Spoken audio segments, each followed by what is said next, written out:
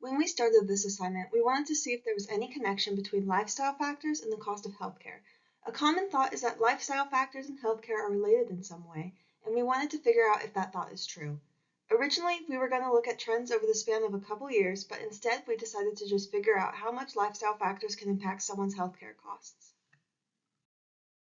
We collected our data from a medical expenditure panel survey called MEPS. This dataset includes both categorical data like where a person lives to continuous data like a person's total expenditures. The original dataset included 1,488 variables that we later slimmed down to 28 key variables. All right, now let's go over how the data is joined.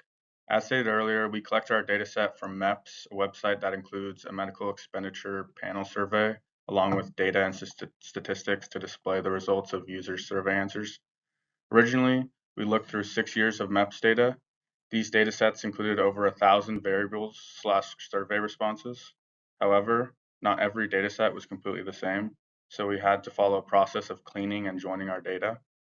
First, we separated this large sum of variables into different buckets that included lifestyle choices, financial situations, physical activity, health advice, and health conditions. This process was very important in slimming down our dataset to only relevant information we would actually use in our project. Eventually, our large dataset turned into 28 variables separated by their categories. However, we were still left with 6 separate datasets for each year. In order to create an actionable dataset for our project, we combined all 6 years of data into one CSV file. This process did not take too much time in terms of coding. However, combining this much data together can take a while. Unfortunately, the MEPS data was not distinguishable by year, so we had to take the extra step in adding a column called year for each CSV file before combining them into one dataset to ensure that patients could be differentiated by the year they participated in the survey. After making all these necessary changes to our dataset, we ran the data through our models and identified some key problems. Some years had missing or different variables/survey questions. With this problem in mind, we considered running our model with just a single year of data. This decision between a large, comprehensive dataset versus an efficient, smaller dataset was not so cut and dry. A large dataset can be very helpful in identifying key trends and ensures that results are not as impacted by variance.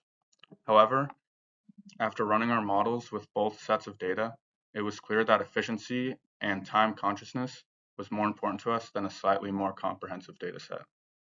The final set of data we settled on included survey responses from 2022, along with our 28 key variables. For this part of our project for data exploration, we conducted the data exploration using our data set from Medical Expenditure Panel Survey. This data set has a very rich source of information on healthcare expenses and demographics. We had the main objective of uncovering patterns and relationships in healthcare expenditures by analyzing key variables such as BMI, age, and other lifestyle choices. By understanding these relationships, we wanted to lay a foundation for predictive modeling, which would help identify drivers of healthcare costs and guide decision making. On the right here, you'll see a heat map illustrating medical expenditures by 5-year age groups and the top 10 ICD-10 conditions for 2022. This visualization highlights the concentration of costs across age groups and medical conditions. This gives us insights into where expenditures are most significant. For example, here, you can see that essential hypertension is very, I would say, highly diagnosed around the age of 45, give or take. Continuing with data exploration, we conducted a detailed analysis to understand the relationships of different variables in our data set.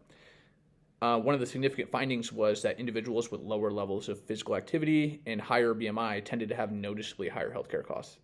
This aligns with established research suggesting that inactivity and obesity are key contributors to increased medical expenditure. To uncover these patterns, we leveraged a variety of visualizations, including heat maps, scatter plots, and regional comparisons. These visual tools allowed us to identify trends, outliers, and other disparities, offering a much deeper and richer understanding of the underlying factors of healthcare costs. Okay, so here we have weighted median total expenses by exercise status from 2017 to 2022, and weighted mean total expenses by exercise status from 2017 to 22. As you can see here, there's a pretty noticeable difference between those who reported moderate to vigorous exercise 5 times a week and those who didn't in their healthcare costs. Okay, so here we have weighted logarithmic distribution of total healthcare expenses by region for 2022. And this just breaks down some of the stats for total healthcare expenses by region for 2022. You can see here that the lowest region for median healthcare expenses was the South, then followed by the West, then followed by the Midwest, and then the Northeast had the highest. Hi, this is Jason, and I'll be going over our predictive models. Turn on the highlighter. Okay, so we started our predictive modeling with multiple linear regression using BMI, personal income, and years of education as our initial predictors. And while statistically significant, the model explained only 1.4% of variance in total healthcare expenditure and had very high error rates, indicating its very limited predictive power. Additionally, the model could only handle continuous variables, whereas much of the lifestyle and demographic data that we've been exploring was categorical.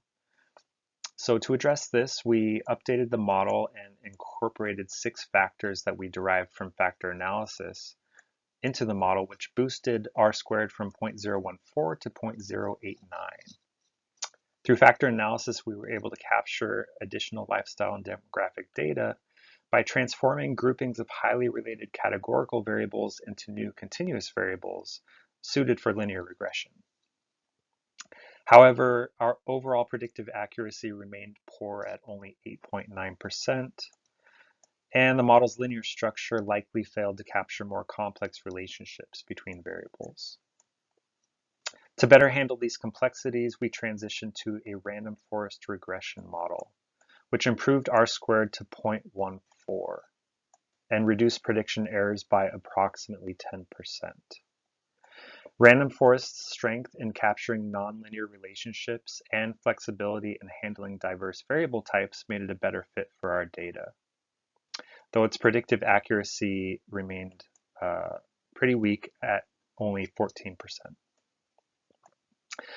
Recognizing the extreme variability in total healthcare expenditures and difficulty in predicting total healthcare costs to the dollar, we shifted to a binned classification approach that predicted either low, medium, or high healthcare expenditure ranges specific to each census region. So for example, for the Northeast, low was anything below $799. Medium was between $799 and roughly $4,900, and high was anything above $4,900. For the South, anything was below $355. Medium was between $355 and roughly $3,500. High was anything above $3,500, and so on and so forth. We did this for each of the 4 census regions. And this shift to classification offered us more practical insights, such as identifying patients in high expenditure categories rather than attempting to predict exact yet very imprecise amounts for total healthcare expenditure. Random forests, well suited for classification tasks, often perform better than regression models in data sets with high variability. And this binned approach resulted in a more interpretable model with an accuracy of 74%. However, it used 25 predictors, many of which had minimal impact on performance. Finally, we refined the model by training a reduced random forest classifier, and that used only the top 16 predictors based on feature performance. This streamlined model maintained similar accuracy at 73.8% while improving simplicity and interpretability. And here we have a list of the 16 predictors that ended up in our final model, ranked by feature importance. You can see predictors like age, personal income, etc., were some of the more important in the model, all the way down to whether or not somebody exercised 5 or more times a week. We do have an interactive version of this model on our GitHub. We encourage you to explore. And over here are some performance metrics. We can see that the model did struggle a bit at predicting whether or not someone would fall into the medium range. It got this right about roughly 2/3 of the time, but excelled at predicting whether or not someone's healthcare expenditure would be low, and overall had a predictive accuracy of about 74%. In the end, our team was able to establish that there is a strong correlation between lifestyle factors and healthcare costs. Specifically, if we were looking at variables such as BMI or physical activity, the higher the BMI or the lesser the physical activity, the higher we can expect healthcare costs to be for a person. With our reduced random forest classifier, we were able to predict healthcare expenditures up to 73.8% accuracy. And in the future, in order to increase our accuracy, more specific lifestyle factors, such as diet data, could be used to introduce even stronger predictors for future models. Hello, welcome to Team 2's Shiny web app. Can your lifestyle choices predict your annual healthcare costs? Here in our visualizations, we started off with the distribution of healthcare expenses, filtered to less than $50,000. Some healthcare expenses could reach into the millions. So just to make the majority of healthcare expenses more visual on this specific graph, we had to filter it. Here we have healthcare costs by age and region.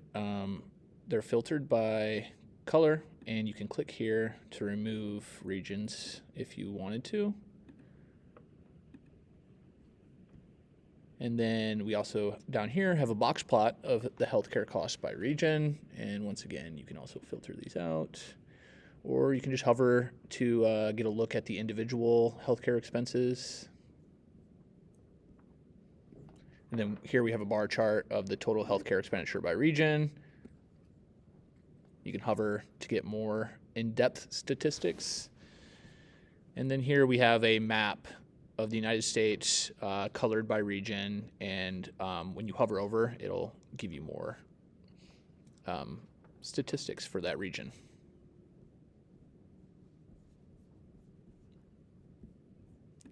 Now going over to our data table tab, here is just an overview of the data set that we used. And this is filtered down from the 1,400 original variables to what we deemed most important. And then here we have an interactive health questionnaire for our linear model. You can go ahead and go through and fill these out and get an idea of what your predicted healthcare costs would be. Then here we have a visualization of our random forest feature importance plot. And these just show what factors are most important in determining and predicting your healthcare costs. And then to display to run the random forest model, you have to go down here and run here. We had issues with combining it into our Dash app. But here as well, there's another questionnaire. If you go through and fill these out and click on predict your healthcare cost, it'll give you a number.